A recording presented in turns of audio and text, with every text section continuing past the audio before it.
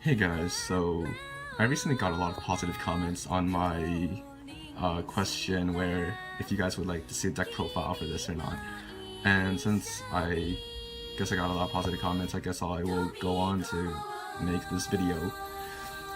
This deck is based around ritual monsters, and you have to summon them through ritual spells if you didn't already know that. They play basically, each of these monsters have an ability that activate in the hand and an ability that activate on the field, and you can only use them once per turn. It's really similar to an already existing archetype in Yu-Gi-Oh! So if you know what it is, good on you, right? So without further ado, I guess we'll get into the deck profile. So first of all, we are running 3 CyberDimension Neptunes. Her first ability is, you can discard her to, when your opponent declares an attack, you can discard it to end the battle phase. Or when she's ritual summoned, you can banish 1 card from your opponent's hand, field, and graveyard. So it's really similar to Trishula, Dragon of the Ice Barrier. Next up, we're running 3 CyberDimension Night Noirs. Her ability is you can discard her to add a CyberDimension monster to your hand, except for Noir. So you can't just search one out, search another one, search another one. Her second ability is when she destroys a monster by battle, she can attack again.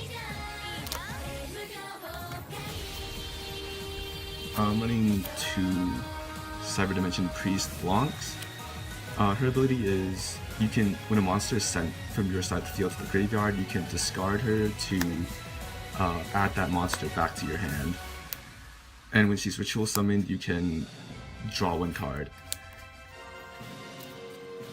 Next up, we have 2 Verts. Her ability is you can discard her from your hand to add 1000 attack to 2 monsters on your side of the field. Her on-field ability is you can basically tribute 1 monster, discard a card to draw 2 cards, so she cycles through your deck. Next up, we have triple CyberDimension Netgear. Her in-hand ability is you can discard her to add a CyberDimension card from your graveyard to your hand, which is really good. Her other ability is during either player's turn, you can negate the activation of a spell, trap, or monster effect. Keep in mind that these are only once per turn, so you can't just call out 3 of these and negate like 3 cards at once.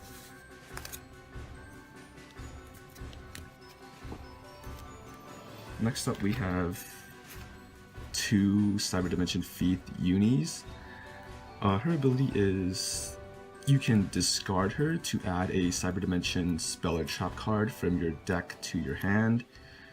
And her second ability is during either player's turn, you can target 1 monster in the field. That monster's attack becomes 0 and the effect is negated. In case you haven't caught on, I tried to make each of these effects similar to what their roles are in 4 Goddesses Online. Of course, I haven't played the game, so please, no hate. Next up, we have 3 ROMs, and I'll show them all at once, actually. So 3 ROMs and 3 RAMs, because Legion art, very OP. Both of these have a ability similar to, I think it was Manju of 10,000 Hands. I think that's what it's called. Basically, when it's normal summoned or flip summoned, you can add a ritual spell card or a ritual monster from your deck to your hand. Each of these also have a second ability where if one exists on the field, you can special summon the other one from your hand. And once while Rom is on the field, you can destroy a monster. And once while Ram is on the field, you can destroy a spell or trap card. They're also really strong because you can go into an instant rank 4 play with Exceed monsters. Next up, we are running one CyberDimension Beta Tester, Kyria. Her ability is you can ritual summon one. Is this a girl or a guy? I don't actually know. You can ritual summon one CyberDimension ritual monster. Okay, so basically, when you ritual summon, you have to pay the cost of certain levels. With this card, this card can fulfill the entire cost, and if this card is tributed by an effect, you can add one warrior type CyberDimension monster. So this card can add out Noir, Uni, and Neptune. And then we have one Kuronekohime. Her ability is when she's tributed by a card effect, so when you use her to ritual summon, you can add one spellcaster monster. So the spellcasters being Netgear, Vert, and Blanc. And if this card is in your graveyard, you can banish her to send one CyberDimension monster from your deck to the graveyard. That effect is pretty useful later on. I will show you why. And last up, this is a real deck, so I am actually playing real cards. I have tested this deck at locals, and it plays extremely fun. I get positive comments on it when other people play it too. I am running one Thunder King Ryo. This is the deck showcase. You guys don't really want to see these. Of course, I'm running one Dark Hole. This card's really battle worn. I've used this for a long time now. As for the main cards, I'm running one CyberDimension Game Start. This card's a little OP, that's why I actually gave it the effect that you can only use it once per duel. You can ritual summon any number of CyberDimension ritual monsters, tribute one monster from your hand or field, or send one from your extra deck to the graveyard. And you can summon from your hand or deck monsters equal or less to it has to be exactly, yeah, whose total levels exactly equal that level of the set monster. So basically, if you send like a level 12 monster from your extra deck, you can summon out monsters from your deck that equal like level 12. So like instantly on turn 1, you can get like you can play like one Netgear, a Blanc, and a Uni. So this allows you to draw a card, negate one effect per turn, and negate a monster effect. So that's pretty good. Next up we have two CyberDimension Class Selects. I made one as a secret rare and one as a super rare. I actually don't know which one I prefer more. They're actually pretty good. They both look pretty good. Basically, this card's ability is I can ritual summon any CyberDimension ritual monster from my hand, and I have to tribute monsters from my hand or field, or banish a CyberDimension monster from my graveyard. That's why Kuronekohime works, because you can basically send any monster and use it as like tribute fodder for CyberDimension Class Select. Oh, and also all three of my spell cards. Actually, I'll explain it at the end. We're running 3 CyberDimension Character Change. This kind of works like Mask Change. You tribute one CyberDimension monster on your field, and you can ritual summon one from your deck or graveyard with a different name. Basically, you can,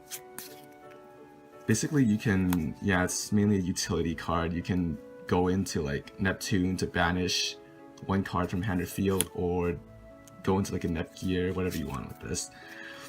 All 3 of these cards have an ability where you can banish this card from your graveyard if you control no monsters to add one CyberDimension monster, or in this case, a CyberDimension spell card from your deck to your hand, so they can cycle each other out. And for the rest of the deck, it's honestly all real cards, so 2 MST, 1 Book of Moon, 1 Reinforcement of the Army. This searches out your Uni, and then Uni searches out everything else, or you can add a Rama around to your hand to go into the Exceed play if you're missing anything else.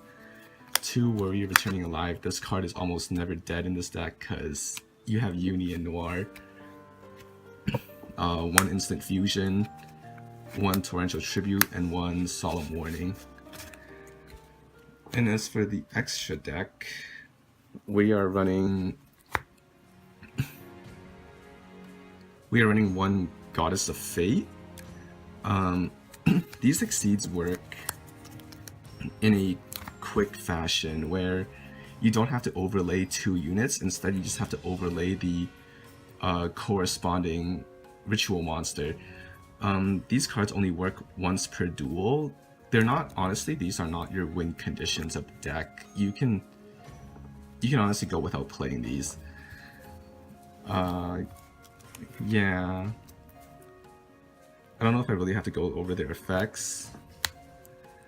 I guess, okay, well, long story short, I guess Goddess of Fate's ability is when you can detach 1 material monster to special summon 1 from my graveyard, ignoring its summoning condition. That monster is sent to the graveyard at the end phase.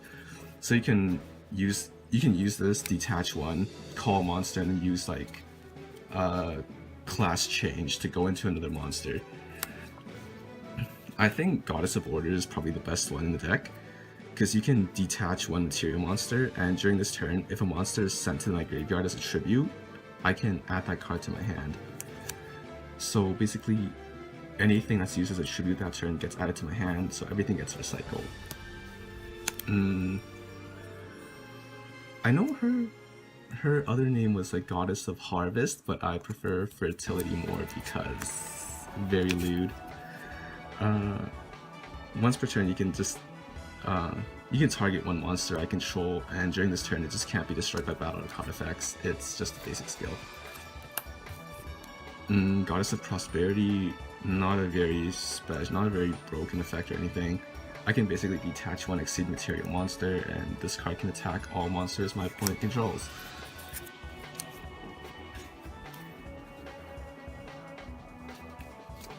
Oh, and as for the game start, I actually made 2 different artworks for them.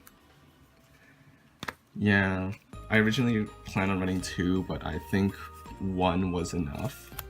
So these cards actually, it's really hard to see them unless you get like the best angle for them, kind of like that, I guess. And then there is the rest of the extra deck. So, you know, real cards. Shooting Star Dragon, Red Nova Dragon, Utopia, Link Monster. This is actually for an upcoming deck I'm making, so I hope you stay tuned to that. More copies of the Goddesses, just because I actually made extra ones. 1 Black Rose Dragon. This is probably my favorite synchro monster, actually, next to Stardust. This card's been through a lot of battles, actually. And then 1 Light End Dragon.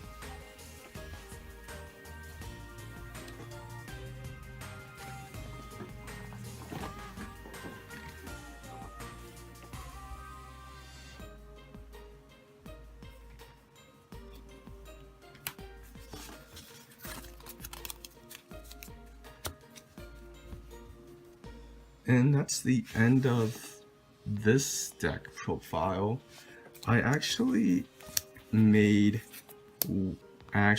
these as early testing Oricas. They're full foil, and I was wondering, like, I'm actually willing to give these away actually, but I don't know how, so leave in the comments how I should do it. And yeah, I guess I'm planning to give these away. So if you're a fan of this game, I don't know why you're watching this if you're not, but those are, I'm always open up to handing out those ones too.